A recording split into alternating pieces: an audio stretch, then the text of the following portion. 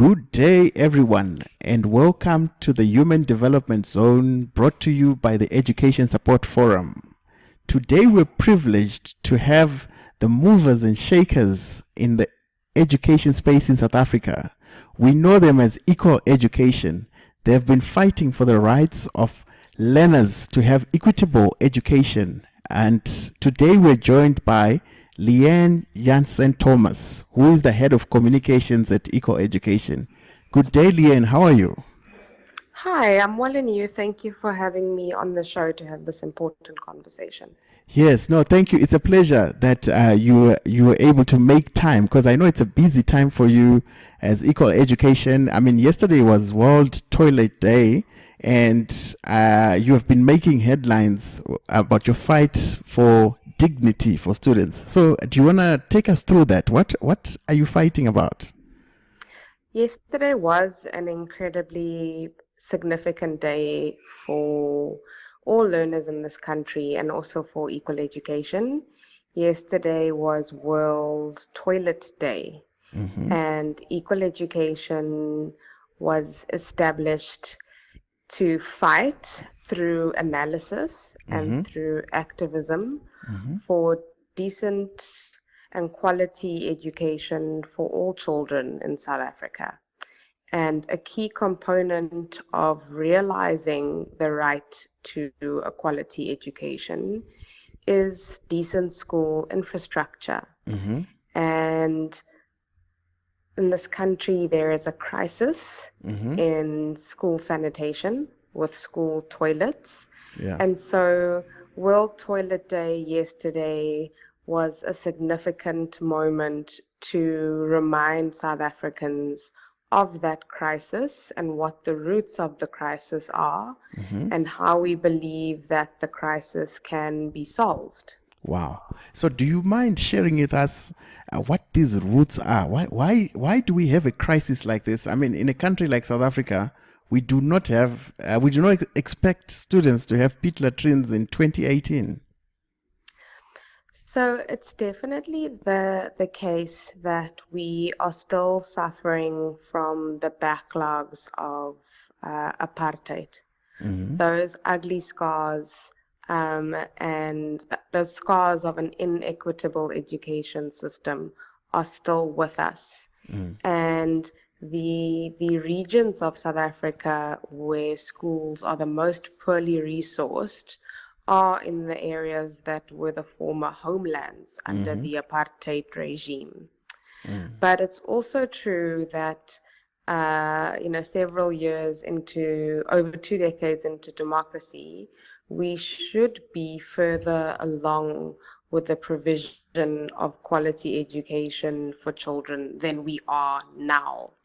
So in 2011, equal education members, who are called equalizers, they are high school learners who attend schools in 5 provinces in the country, they began to advocate for a law to be introduced in South Africa that sets out the standards of what makes a school a school. So the basic features of a school. Yes. And equal education members marched and they picketed and they fasted and they petitioned all over the country in order to get the Minister of Basic Education, Motshekga, to promulgate this law.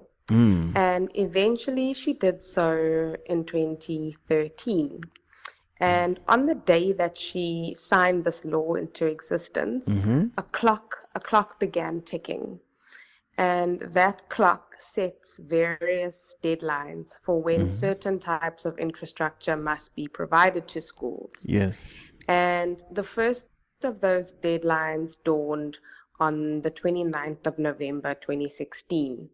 And by that time, all pit latrines should have been eradicated. All schools should have had access to water and electricity. And by that time, any schools that are made of mud or asbestos or metal or wood or any other inappropriate material ought to have been replaced.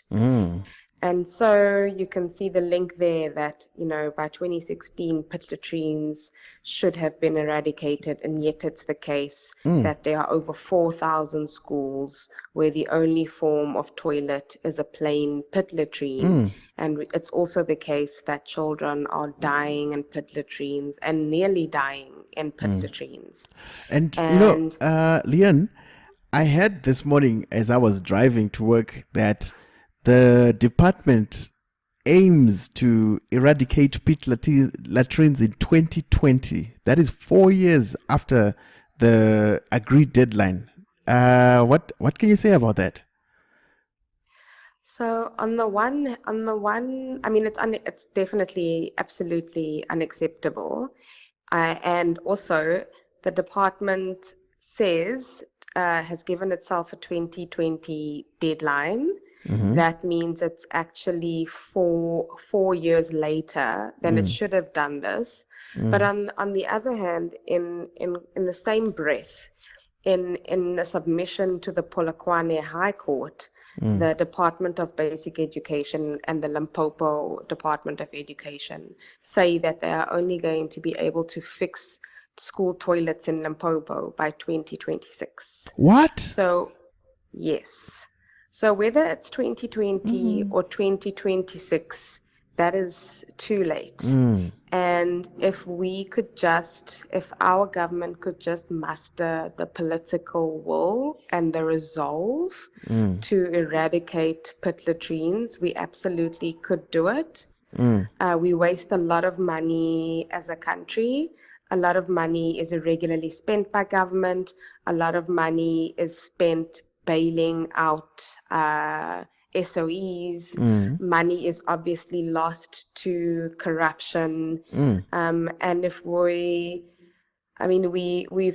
been able to achieve things such as, the incredible rollout of ARVs and building World Cup stadiums. Yeah. Why can we not eradicate pit latrines in which children are dying?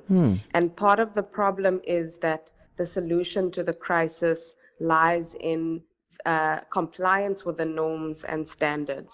And unfortunately, both the President Cyril Ramaphosa and the Minister of Basic Education, Motshekga, and all 9 of the MECs basically treat this law as if it doesn't exist. In numerous public remarks by the President and by the Minister speaking about school infrastructure and speaking about pit latrines, you'll notice the absence of reference to the norms and standards for that's deplorable infrastructure, and which is really, really sad. Yes. So I mean, there was this rallying call by President Ramaphosa recently to say, business and private citizens, let's eradicate pit latrines. How has been the uptake from business? So we are supportive of any initiative that brings together the public and the private sector. It is government's responsibility to muster all resources, public and private, in order to enable service delivery for all citizens. And Equal Education Gauteng members yesterday attended the Flush Forum, which was a cross-sectoral gathering which aimed to share ideas on ending the sanitation crisis, and also in which people could pledge money. But at the end of the day, government musters these resources, and government is still responsible for delivery and is responsible for coordinating various efforts. And so it's important to think of the norms and standards as the guiding tool by which channels any efforts made by government or by the private sector. Because what we want to do is to have a systemic solution in the long term, rather than just having these. Of course, every school and every new toilet, every functional toilet is a victory. But that's what we want for all children. Yeah. We don't want there to be isolated cases of well-resourced schools and of decent toilets. So, I mean, I haven't read the norms and standards for school infrastructure. Toilet to pupil ratio. How many students should be able to use one toilet? Do you have a figure for that? An expected figure? I do. I don't know it offhand. I would have to look it up for you, because the norms and standards are specific about what is the ratio of learner to toilet, what is the ratio of learner to urinal, because it's currently the case that you can have as much as 300 learners to one toilet. And so even when you have a toilet that is not a plain pit latrine, because you have so many learners using one toilet, that infrastructure will very quickly fall into disrepair. Yeah. So even if, for instance, it was a flushing toilet, it would very soon not be able to work. Not true. So, I mean, it seems like, I don't know, this is from an outsider's view, that government does not necessarily have a clear view of the assets in terms of how many toilets are there, how many are outstanding. Is there any holistic asset management system that the department is using to understand what needs to be done? So again, speaking about the norms and standards in guiding government's response to the crisis, the norms and standards also requires that provincial education departments submit infrastructure progress reports to the national minister every year. So, and when the norms and standards were first promulgated, it required an implementation plan from every province. And unfortunately, it was the case that when those implementation plans were eventually made public, which Equal Education again had to campaign for, the quality of those reports was very poor. And then again, the norms and standards also requires that the minister make those reports public timeously, because if those reports aren't public, how will learners and parents and teachers of a particular school community know what changes are going to happen to their school and by when? Because it's obviously the case that sometimes a community is waiting for years and years and years, and one department official after the other is telling them it's going to be this month, next month, this year, next year. And so you have these communities who are really in a very demoralizing circumstance, being promised something which never materializes. Wow. Government has large-scale data called NEMS, which is short for the National Education Infrastructure Management System, which gives us a large-scale picture of what the infrastructure needs are, or what infrastructure is lacking all around the country. But NEMS data is not foolproof, unfortunately, and we have found discrepancies in that data from one year to the next. Equal Education, then what we do is we undertake school visits in provinces. We've undertaken school visits in the Western Cape, in Gauteng, in Limpopo, and in the Eastern Cape. Because that's part of our work in monitoring the compliance with norms and standards. And when we go visit schools, what we do find is that a school that is desperately in need of infrastructure improvement is not on a project list of that provincial department. And so essentially that school has been forgotten about. As far as government is aware, its needs don't exist. And we are then at pains to provide government with that information that we have collected. So like we're trying to help, we're trying to say, look, here's the school that we've been to, here's the need, we don't think you're aware of this, please do something about this. And so really, our first port of call is always to try and engage with government and to share information and to try and work together to improve circumstances. And it's only when there's a refusal to engage, such as there was with the Minister of Basic Education on norms and standards, we tried engaging her for 2 years before then having to resort to court. So I mean, we're on the ground in schools because, like I said, our members are high school learners. You know, these are their lived experiences, which they want to share with government to improve service delivery. We just need government to be willing to listen. Yeah, no, definitely. You know, I mean, after hearing this crisis, I'm really worked up, and I want to do something, just like the listeners that are listening. They want to do something about it. How do we donate? How do we offer our services and time to Equal Education? Because the work that you're doing is amazing. Thank you so much. We'd like to ask the listeners to please support our campaigns. You can do that by following all the different campaigns. We also campaign around scholar transport and around school safety. And you can follow our campaigns on social media, on Facebook, on Twitter, or on Instagram. Search for the hashtags. Share content on our website and on Facebook.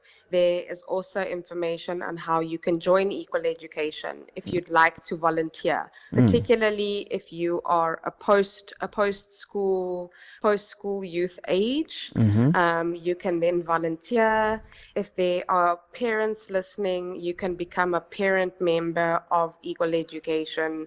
Our parents have done fantastic things in helping schools to establish libraries, and our parents in the Western Cape have established a walking bus system to get learners to school safely. And then on our website, you can also donate via our website. You can make a once-off donation, or you can sign up for a repeated donation. And the thing about Equal Education is that because we're a mass-based membership movement, that means that you're then investing in a young person who is becoming aware of what their rights are. So young people instinctively know what is morally owed to them. They, however, might not know what is legally owed to them. And so, you know, contributions to Equal Education are making an impact in that regard, where you're investing in a young person who is then experiencing a personal change, who is becoming a young activist, and who is then able to participate in democracy in an alternative means. Wow. No, definitely. To all the listeners out there, you can visit equaleducation.org.za, equaleducation.org.za, and donate, whether it's time or it's money or just sharing on social media, because this work needs to be done, and the different campaigns from scholar transport to libraries and also eradication of pit latrines. No, thank you very much, Leanne. This has been a very insightful interview, and we'll definitely support, as the Education Support Forum, we'll support Equal Education in any way that we can. Thank you very much. Thank you so much. Thank you for having me. We truly appreciate it. Sure. Thank you. Bye.